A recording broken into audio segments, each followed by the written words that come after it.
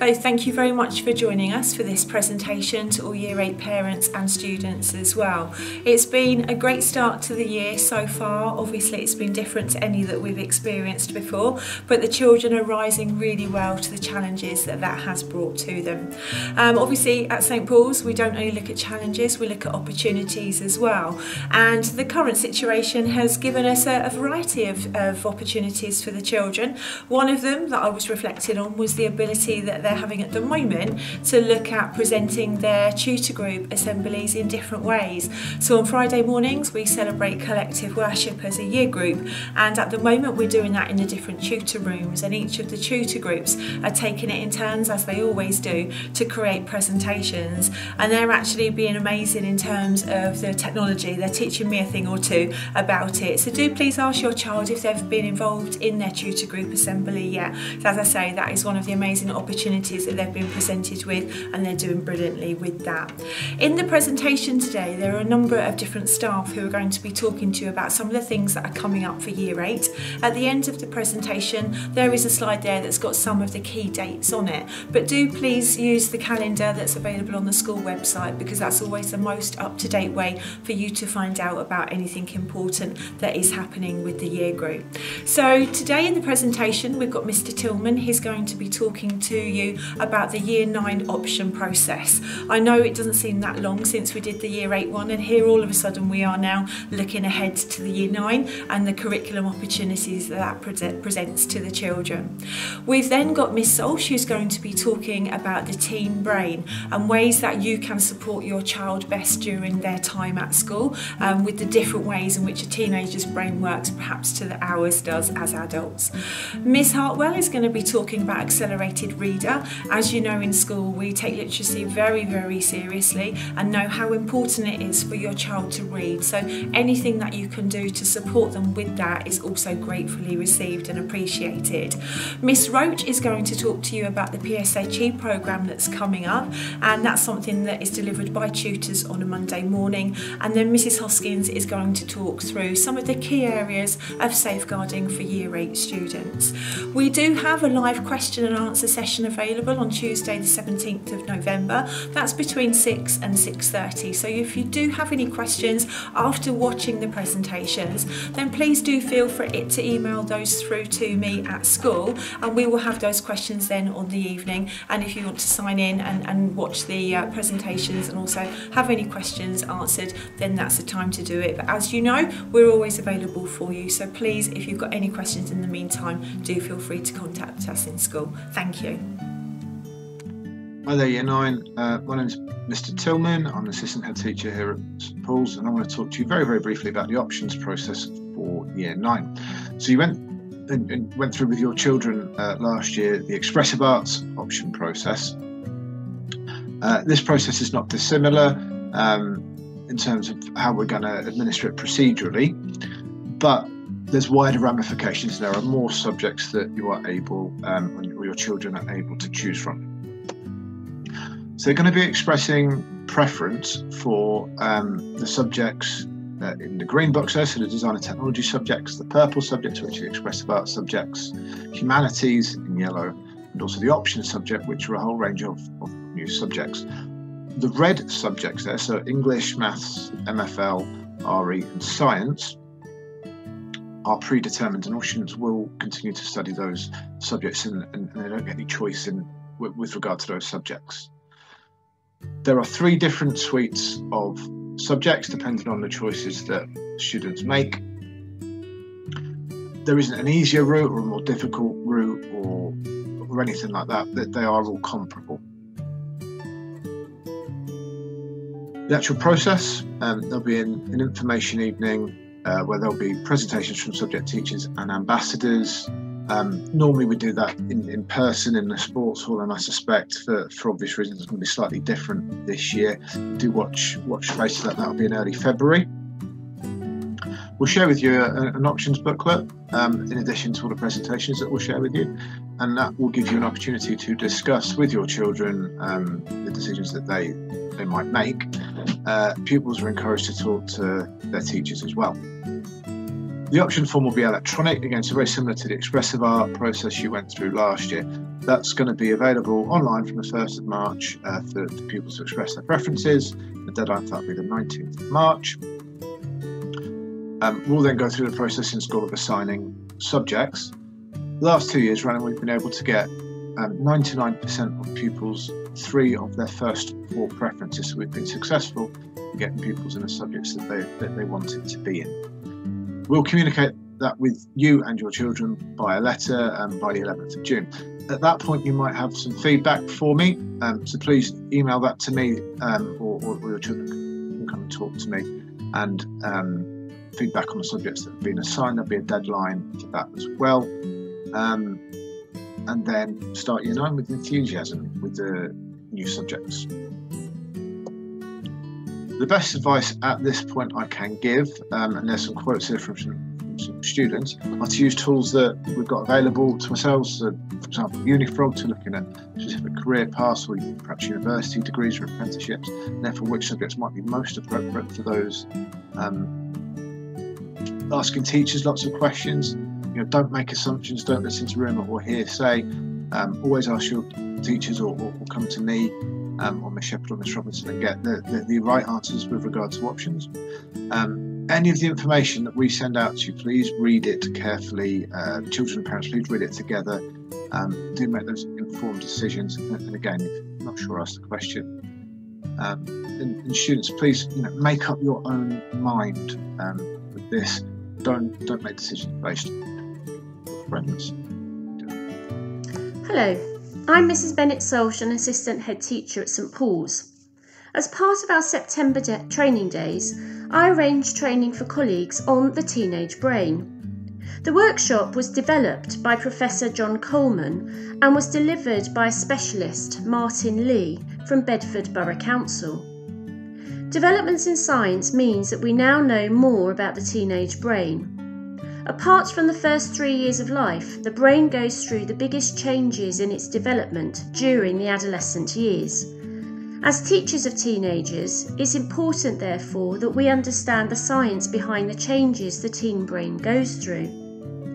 And as parents, of course, it can be extremely enjoyable and rewarding, but we often start off with little or no preparation for the job. As children grow into adolescence, this often brings more challenges. I hope therefore that you will find this section of today's presentation informative and helpful. We will continue to offer information about the teen brain in subsequent information evenings, exploring other aspects of the science and psychology of adolescence to help us to better understand the changes our teenagers go through and what we can do to support them at this time. In this presentation, I have used resources provided by Bedford Borough Council, Teen Brain Matters for Parents, and Nicola Morgan's book, Blame My Brain. Of course, it is generally understood that teenagers are affected by their hormones. Often, a hormonal imbalance during the adolescent years is seen as the explanation for moody or irritable behaviour. However, what is new in our knowledge is a greater understanding in how the balance and fluctuations in hormones affects brain development. The brain is immensely complex. There are in the region of 100 billion nerve cells in the brain. During the teenage years, the brain undergoes substantial change. Maturation of the brain allows for new learning, whilst impulses can travel faster and more effectively around the brain. In Nicola Morgan's book, The Amazing Teenage Brain, she explains the changes in a very accessible way. She uses the analogy of a tree to convey what happens to the teenage brain. Just before puberty, usually between the ages of 10 and 12, the part of the brain that has most to do with thinking, reasoning, logic and decision making, the prefrontal cortex, starts to develop quite rapidly, majorly increasing in the brain's grey matter. In fact, too many connections grow at this stage, so they need to be cut back or pruned. During the period of adolescence, the cells that are not needed fall away. It's like pruning a tree to make its branches fewer, but thicker and stronger. During normal adolescence, you lose around 15% of grey matter from your cortex. Then in late adolescence and into early adulthood, the brain spends time thickening the branches that are left and coating the axons to make them strong.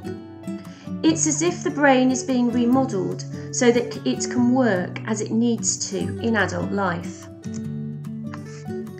Both the prefrontal cortex and the amygdala undergo very significant change during adolescence, and it does not happen overnight. It takes a long time for the brain to function very well. Sometimes the prefrontal cortex and the amygdala do not develop at the same rate.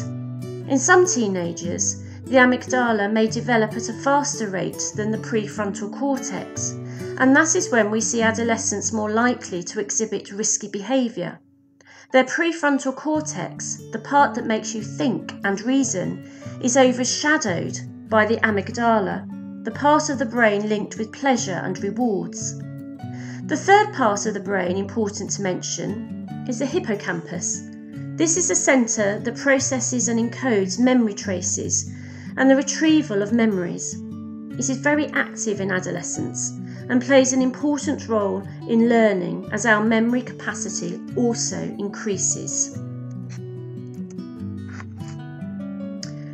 In subsequent parents' evenings, we will go into more detail about how the growth and changes in the brain affect teenage behaviour, such as risk-taking, being influenced by friends, and other more typical teenage behaviours. But today I would like to focus on how important getting the right amount of sleep is for the teenage brain. Sleep is really important for teenagers. The brain is doing its most radical changing since they were 2.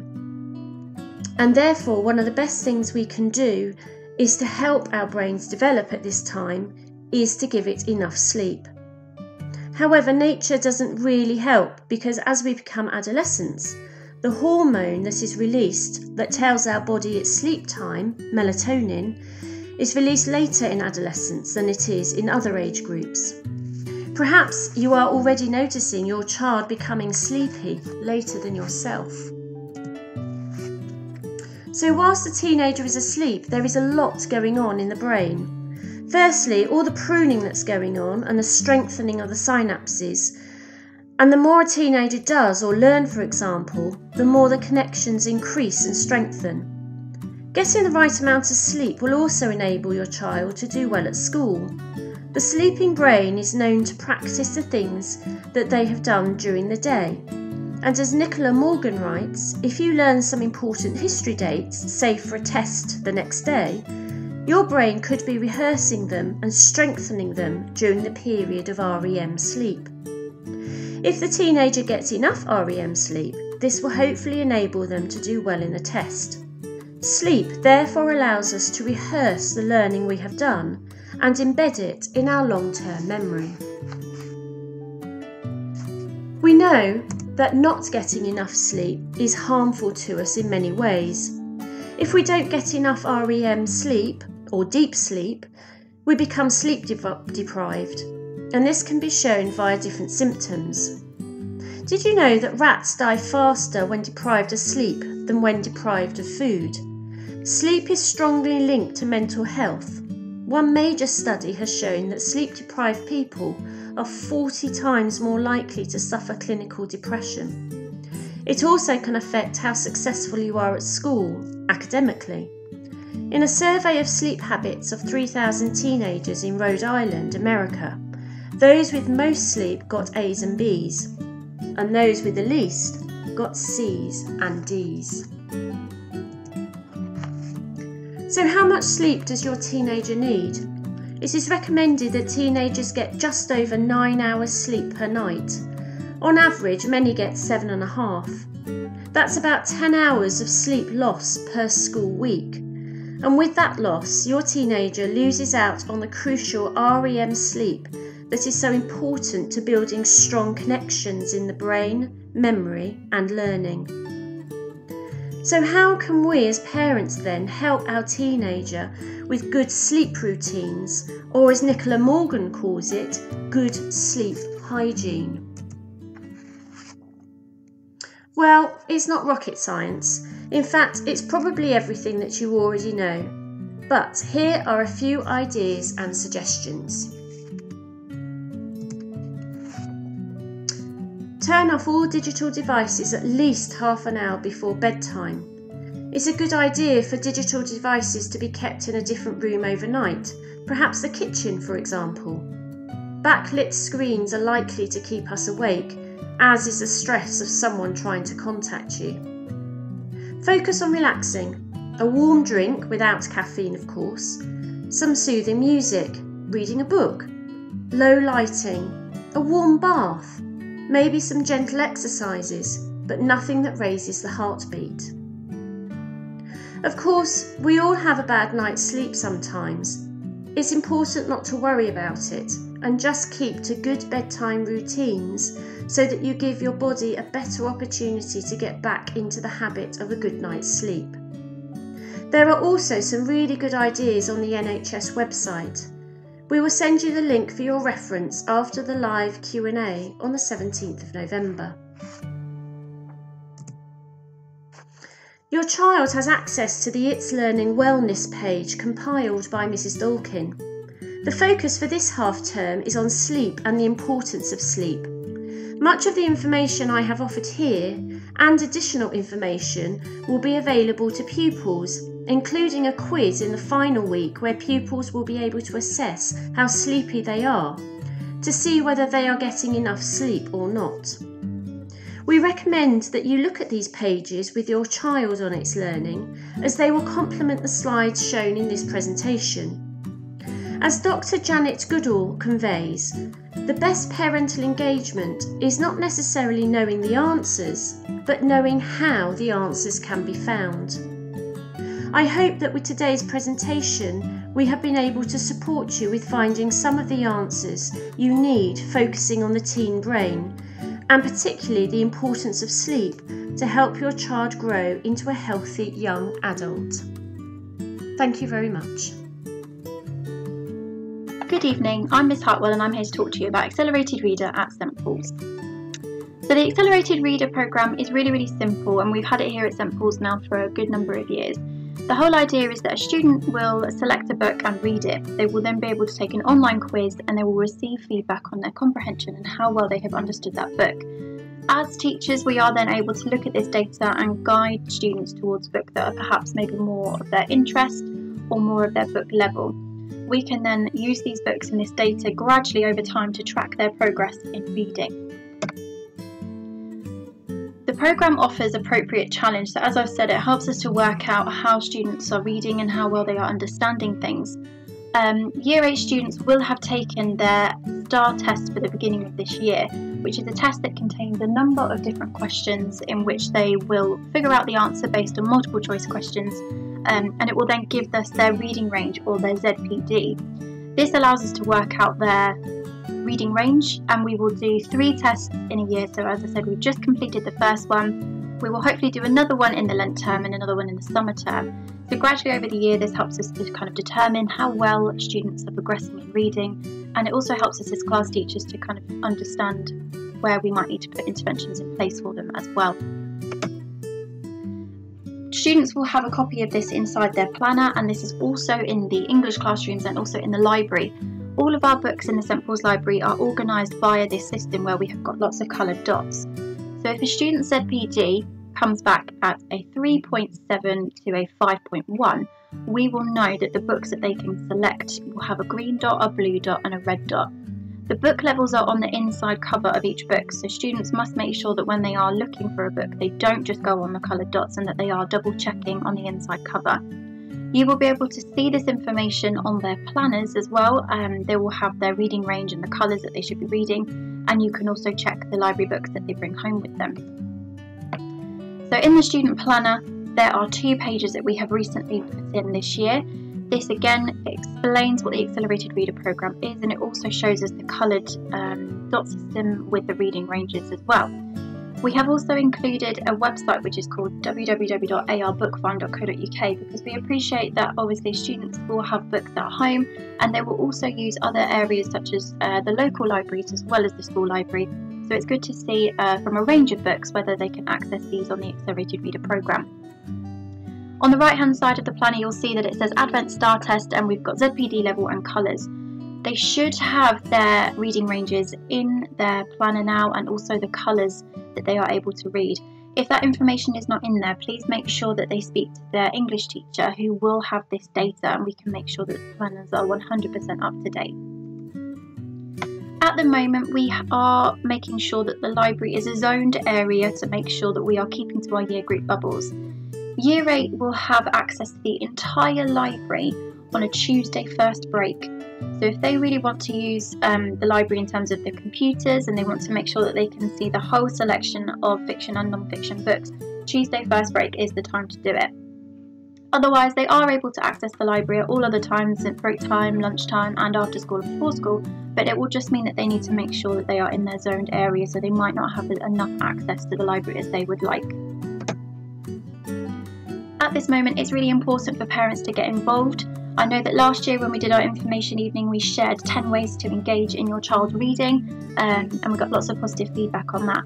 So just a couple of other things that you can do to sort of get involved and to support your child in their reading at the moment. So as I've already said, we have got the student planner, so you can have a look at your child's reading range and their book levels, and you can sort of help them if they are choosing books that are perhaps too easy or too hard for them. You can have those discussions with them.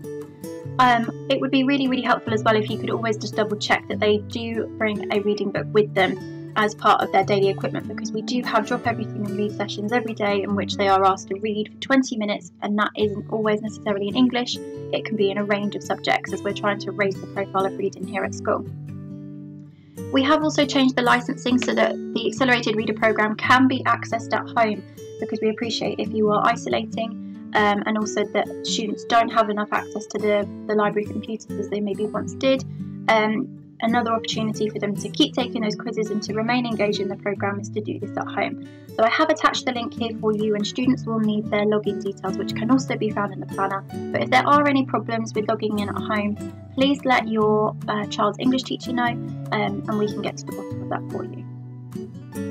I've already mentioned as well the website arbookfinder.com to check any of your books at home or from the public library if they are on the AR programme and if they have quizzes to go with them. And it's also really helpful as well if you can introduce your own motivational incentives at home to raise that profile of reading. What I will do as well as this PowerPoint is attach the Renaissance sort of frequently asked questions document, which just gives you a little bit more of a parent's guide to Accelerated Reader. It explains things in a little bit more detail if I haven't done so already, so please have a look at that as well. Please let us know if there is anything that we can do to support, and if you do have any questions or any queries about your child's reading and how they're getting on, please don't hesitate to contact your child's English teacher. Thank you very much. Hello, I'm Miss Rach and I'm here today to talk to you about PSHE and RSE at St Paul's Catholic School. Specifically, I'll be covering the Year 8 curriculum and talking to you about how this has developed from the Year 7 scheme of learning and will develop into the Year 9 scheme of learning too.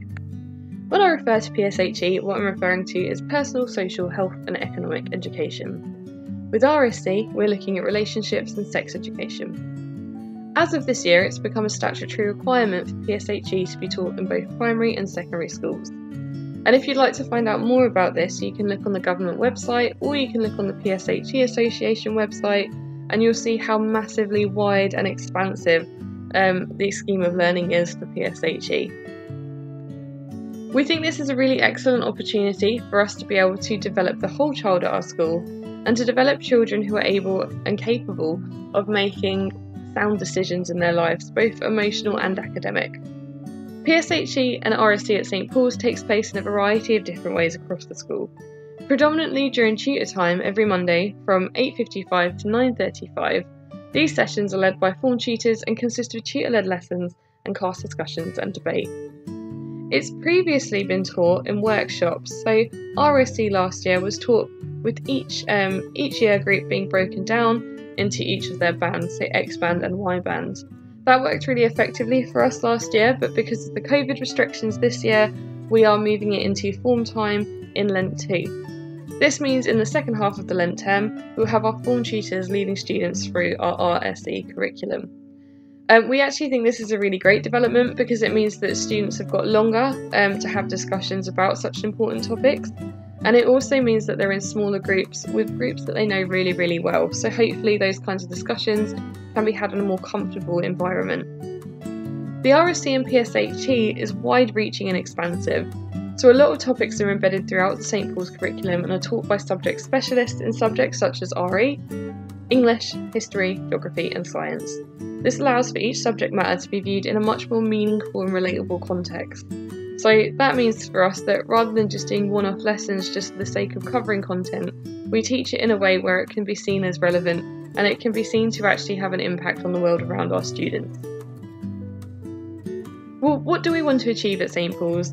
I think this is such an important question when it comes to PSHE because it is such an important subject. At St Paul's, we are committed to moulding students who leave St Paul's as upstanding citizens within our community. Community really is at the heart of the school, and we want to give students the opportunity, not only whilst they're in the school but also when they leave, to be able to really effectively be part of a community and to really benefit that community, especially through our Catholic ethos. We're committed to ensuring that our pupils are given every opportunity to be successful and to thrive within their lives both in school and when they leave. A combination focus of PSHE and RSC will equip students with the skills to navigate their way through adolescence and adult life by developing a sound understanding of risk and the knowledge and skills to make safe and informed decisions. RSC and PSHE will be wide-spanning in its application to help contribute to the notion of our whole child, and not just individuals who are capable of passing exam criteria, exploring key aspects such as finance, first aid, gangs, personal hygiene, democracy, sexual health, mental health, physical and emotional relationships, and political development. As you can see, it is a massive subject area, and it's not something that we can just confine to a Monday morning session, so it really is embedded and embroidered throughout the school curriculums. Just as an overview of those Monday sessions, so these are the sessions that are taught by form tutors. Every half term they change exam focus, or they change subject focus, and they've just completed what is mental health. So within this unit they were looking at understanding different types of mental health and the strategies that they can use to keep good mental health, especially in the context of school. Advent 2, which they will have just begun now, they will be looking at finance. So this is a Bank of England scheme which is really excellent in terms of helping our students to explore financial risk and understand how to make informed financial decisions. I thought this was a really effective scheme in terms of its ability to get students to recognise as well that their individual spending habits and acts actually fit into a much greater global consequence. And this was a really interesting discussion with my form group certainly last year. In Lent 1 we'll be having a current affairs unit. This hasn't yet been written because we want to try and keep it as on the pulse as possible, and we want to try and reflect on the current affairs that are relevant to our students at that specific time. This will give us a really good opportunity for us to address key issues that our students care about, and we're even going to ask them through student voice what it is that they would like to cover in this time. In Lent 2, as I spoke about before, we'll be covering RSC. So for Year 8, this is going to be healthy relationships, attitudes and values. Last year in Year 7, their RSC looked at the changing adolescent body and looked at things like consent. This year it moves forward a step by getting students to actually think about the mindsets that surround relationships, both sexual and emotional.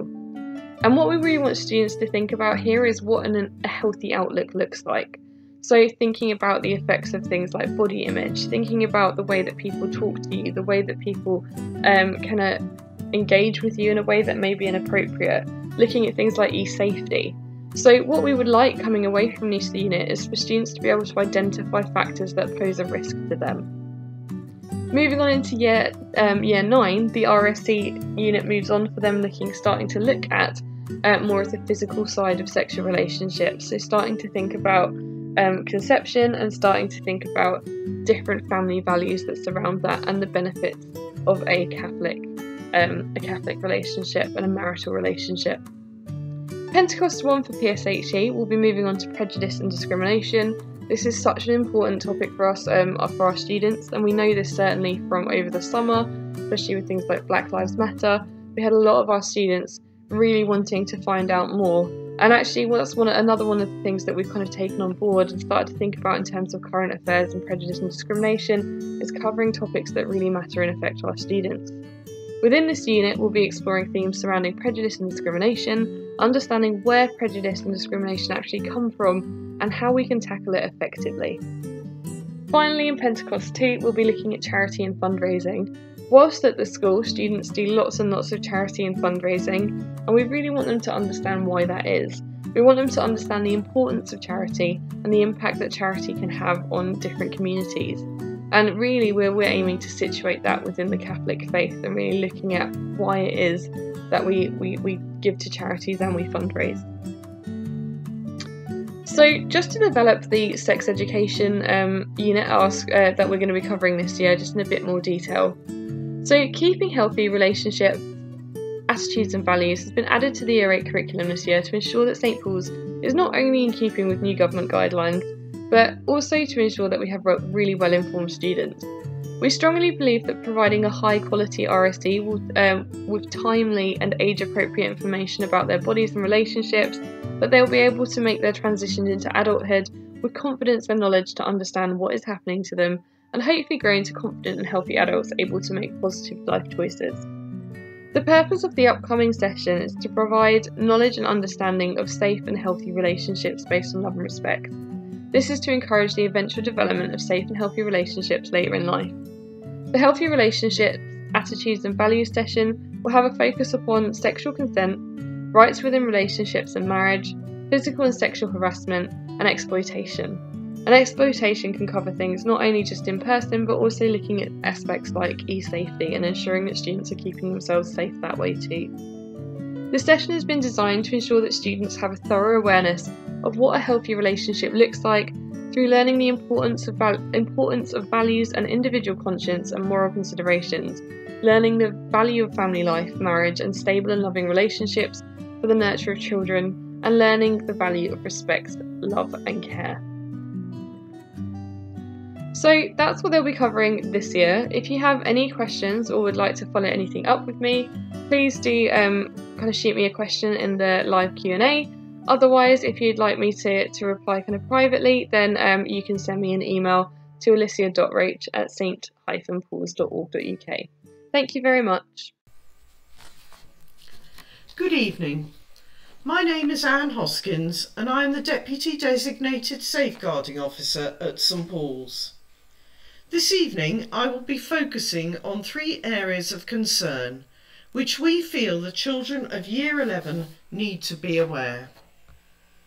As our children become older, we generally give them more freedom. As we know, freedom brings responsibility. This freedom can also make them more vulnerable, and it is important that both they and we are aware that there are people in the world who wish to exploit our children in both a criminal and sexual way. They can be tricked into believing they are valued by their perpetrators and coerced into performing sexual and criminal acts. This is called grooming. They may trust their abuser and not understand that they are being abused. Sometimes abusers use violence and intimidation to frighten or force a child or young person, making them feel as if they've no choice. They may lend them large sums of money they know can't be repaid, or use financial abuse to control them. Anybody can be a perpetrator, no matter their age, gender or race. Children and young people who are exploited may also be used to find or coerce others into joining groups. They may be encouraged to send or post sexually explicit images of themselves. They may try to exert power and control. The children being exploited may display unusual behaviour, secretiveness, or received unexplained gifts. In school, we will be raising children's awareness to grooming and also encouraging them to ensure that they tell you where they're going and that they are fully aware of when you expect them home. We continue to remind our students about their online reputation and digital footprint. They are of an age now where they are beginning to get jobs and think seriously about their future. Employers and universities will look at our online reputations to ensure that they are taking on the people they wish to in their place of work or university or college. We will also be reinforcing with students that they should never give out passwords and PIN numbers to anyone. No bank will ask for this information over the phone or online. If in doubt, they should always hang up the phone or remove themselves from the online chat. And they should ring the number on the back of their card and report this incident. Criminals are more and more commonly trying to access children's accounts to store their money, which in turn can lead to further criminal exploitation. Finally, we just wanted to raise your awareness of gangs trying to recruit young people into their gangs. This, together with county lines, has become more common, particularly through social media during the COVID pandemic. Although there have been a significant number of county lines being broken and arrests being made in Milton Keynes. Organised criminal gangs often groom children and young people because they're less suspicious and they receive a lighter sentence than the adults who are grooming them. It's important to be aware of the risks of criminal exploitation or being involved in a criminal gang. They can use different tactics to recruit or exploit children and young people, including bribing them with rewards, befriending them, or threatening them, or coercing them. A child or young person may be recruited into a gang because of where they live or because of who their family is. They might join because they don't see another option, or because they feel they need protection. Children and young people may become involved in gangs for many reasons, including peer pressure and wanting to fit in with their friends. They feel respected and important. They want to feel protected from other gangs. They want to make money and are promised rewards. They want to gain status and feel powerful. So in summary, if you're worried a child or young person is being groomed for criminal or sexual exploitation or to join a gang, please do contact us at school or contact the NSPCC or the police. Any one of us can signpost you to local services who can provide professional advice.